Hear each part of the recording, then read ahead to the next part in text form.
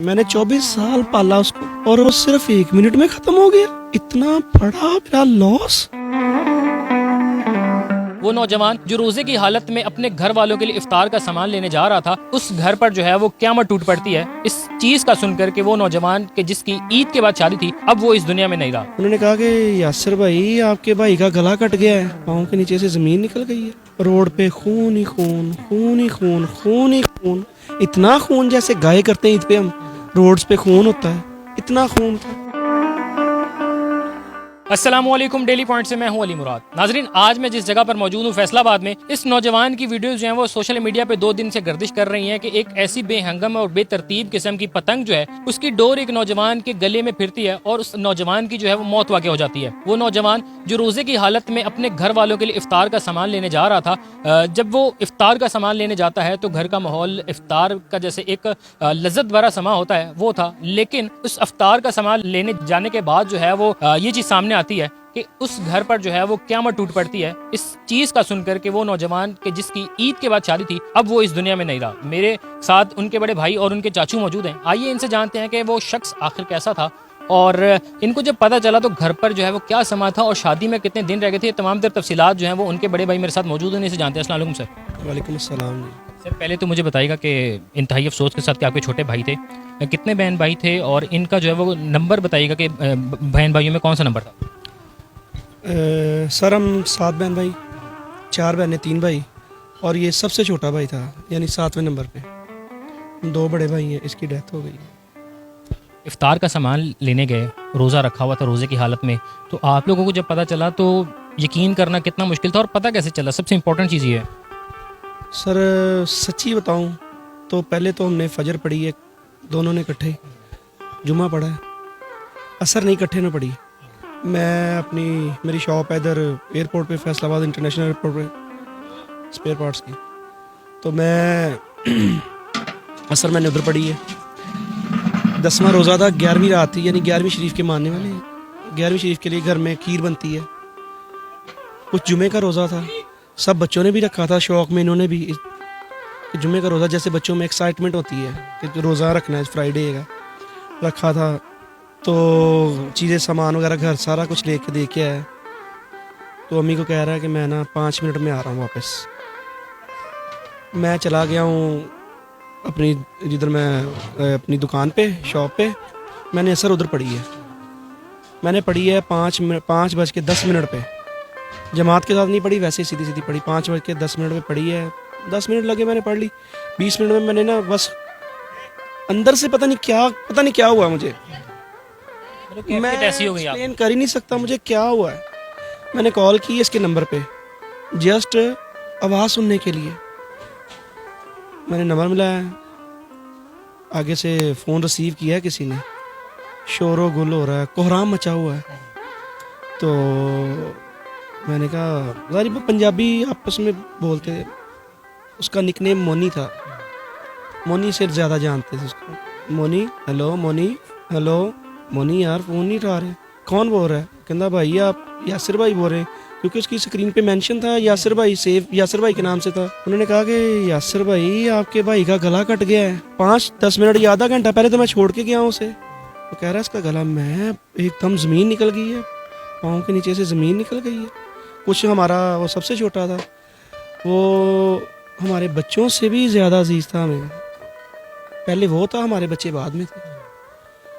तो मैंने कहा यार मुंडा बच गया ही। कहते नहीं भाई, डेथ हो गई। फिर मैंने बाइक निकाली है, बाइक निकाल के वो 10-15 मिनट का जो एक रोड का मेरा 10-15 किलोमीटर का सफ़र था, वो पता नहीं कैसे गुजरा, मुझे नहीं पता कैसे। आगे देखा है रोड पे खून ही खून, खून ही खून, खून ही खून। इतना खून जैसे गाय करते हैं ईद पे हम, रोड्स पे खून होता है, इतना खून था। फिर ये आगे से आप तो ये क्या, बस ख़त्म, उन्होंने कहा ख़त्म हो गया। कुछ वो सीसीटीवी की जो फुटेज चली है 59 सेकंड्स की, उस पर भी तकरीबन 59 सेकंड में डेथ हो गई, उसकी डेड हो गया। मैंने 24 साल पाला उसको और वो सिर्फ 1 मिनट में ख़त्म हो गया। इतना बड़ा मेरा लॉस, इतना बड़ा लॉस है। कि मेरी नस्लें भी इसका मतलब वो पूरा नहीं कर सकती, इसकी वो कमी पूरी नहीं कर सकती, इसका भरपाई नहीं कर सकती इसकी। इस चीज़ के हवाले से मुझे बताइएगा, क्योंकि आप बड़े भाई भी और कह रहे हैं कि मैंने उनको जो है वो, क्योंकि उनके फादर की पहले से डेथ हो गई थी, बेटा था मेरा। तो बताइएगा कि जब ये चीज़ आपने सब देखी है, घर पे इफ्तार का माहौल था, इफ्तारी की तैयारी, क्योंकि आपने बताया कि जुम्मे पे जो है वो बड़ा ख़ास किस्म की तैयारियाँ चलती हैं, तो वो घर का माहौल कैसे तब्दील हुआ? घर का माहौल मैंने ना घर उसी टाइम मुझे मैंने कॉल की घर, ये नहीं बताया उसके ऐसे कॉल, मतलब उसके डोर गले में हो गई है, फिर गई है। मैंने ना फ़ोन मिलाया, मेरी सिस्टर ने उठाया, बड़ी सिस्टर ने, जो हम सबकी बड़ी सिस्टर है, उसने उठाया। मैंने कहा बाजी मोनी का एक्सीडेंट हो गया। ये नहीं बताया कि डोर फिर गई है, मुझे ऐसी खबर मिल गई कि डेड हो गया। क्योंकि इधर ये समनाबाद से इधर से तकरीबन 1 किलोमीटर का सफ़र है, इधर से उधर का। मैंने कहा आप इधर से ताकि चले जाएं, ताकि आप जल्दी पहुंच जाएंगे मेरे से। मैंने 10-15 किलोमीटर से आना है, आपने 1 किलोमीटर से जाना है, आप जल्दी पहुंच जाएंगे। वो मेरे पहुंचने से पहले उधर पहुंच चुके थे। तो मैंने से कहा एक्सीडेंट बहुत ज़्यादा हो गया ही, जल्दी पहुंच जा। बस वो पहुंच गए। फिर जब ये उन्होंने सुना कि बता दिया था ना मैंने, एक्सीडेंट बहुत ज़्यादा ज़बरदस्त हो, डेफिनेटली तभी उसी टाइम चेंज हो गया। शादी में कितने दिन रह गए थे और शादी की तैयारियाँ कैसी चल रही थी? शादी की तैयारी ये चल रही थी कि इतनी मतलब दिन रह गए थे कि ईद के फ़ौरन बाद तकरीबन थी। शादी हाल भी बुक करवाने के चक्कर में फिर रहे थे। ये चाचू की ड्यूटी है, मेरे चाचू हैं, इनकी ड्यूटी लगाई थी मैरिज हॉल की कि आप मैरिज हॉल कोई ढूंढें, अच्छा भी हो और थोड़ा सा अच्छा हो। यानी बताइएगा कि पतंगबाजी जो है, क्योंकि बसंत वगैरह पुलिस की जानिब या इदारों की जानिब से पाबंदी तो लगाई जाती है, लेकिन वो कभी भी जो है वो खिलाफ पतंगबाजी करे, तो उनके लिए कोई आपका मैसेज, क्योंकि आपका जितना बड़ा नुकसान हुआ है, कहीं ना कहीं उन सब लोगों का हाथ है कि जो पतंगबाजी के शौकीन है या पतंगबाजी करते हैं। सर ये ना एक बंदा नहीं है सर, ये पूरा सिस्टम एक नेटवर्क है जो सारा रॉन्ग है। उसमें XYZ हर बंदा है।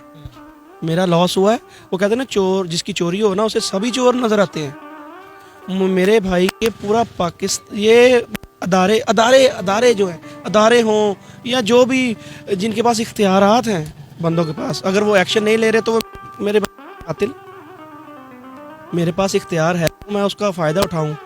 अगर मेरे पास इख्तियार है तो मैं नहीं कर रहा, तो इसका मतलब ये है कि कोई चक्कर है, कोई मेरी मंथली चल रही है, कोई ऐसा सीन चक्कर पार्ट है। लॉस मेरा हुआ है, किसी का नहीं लॉस हुआ। ये पिछले दिनों इधर बसंत थी, हमारे इधर 7-8 घर हैं गली में, अपने सारे रिश्तेदार बहन भाई इधर ही बैठे हैं। हम कसम खा सकते हैं हम किसी ने भी पतंगबाजी नहीं की, ना हमारे बच्चों ने ना हमने। तीसरे बंदे को तो हम नहीं कह सकते। मार्केट में जब माल आएगा या कोई चीज़ की सप्लाई होगी, वो आगे सेल आउट होना ही होना है, किसी तरीके से हो, लीगल तरीके से हो, अनलीगल तरीके से हो, चोरी हो, जैसे भी हो, शक्ल चेंज करके हो चीज़ की। जब तक मैन्युफैक्चरर हजरात पकड़े नहीं जाएंगे, जिधर से इनको मंथलियाँ लगी हैं, मैं किसी का नाम नहीं नॉमिनेट कर रहा, किसी को शो नहीं कर रहा, सीधी सीधी स्ट्रेट फॉरवर्ड बात कर रहा हूँ। जिन बंदों ने मंथलियाँ लगाई हुई हैं, उन बंदों ने जितनी देर मंथलियाँ ना छोड़ी, मतलब उनका रोजी रोटी का चक्कर है भाई। उनको नहीं जो पता किसी का कत्ल हो रहा है, किसी का, जिनका मर रहा है उनका मर रहा है, मेरा मरा है ना।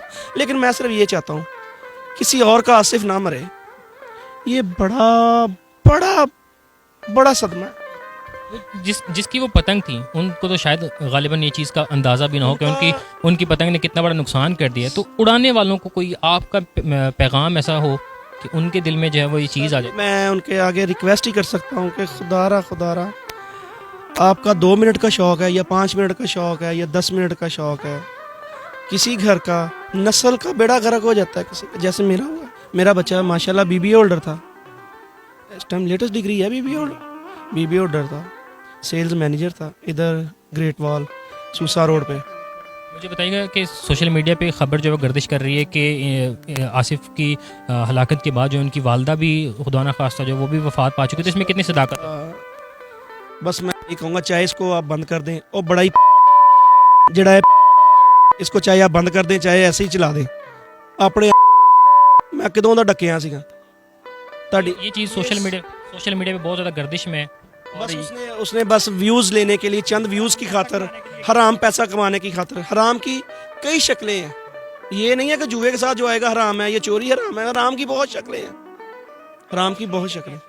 बस ये कहूँगा कि जी नाजरीन, तो पतंगबाजी के शौकीन अफराद जिनकी एक बेहंगम सी पतंग जो है वो डोर एक ऐसे नौजवान के गले में फिरती है कि जो बहन भाइयों में सबसे छोटा है और ईद के बाद जो है वो उसकी शादी थी और पतंगबाजी जो है वो एक और जान लेगी और शायद इदारों को इस पर जो मज़ीद एक्शन लेना चाहिए और मज़ीद सख्ती करनी चाहिए। इसी के साथ अपने मेज़बान को इजाज़त दीजिए। अल्लाह ने के बाद।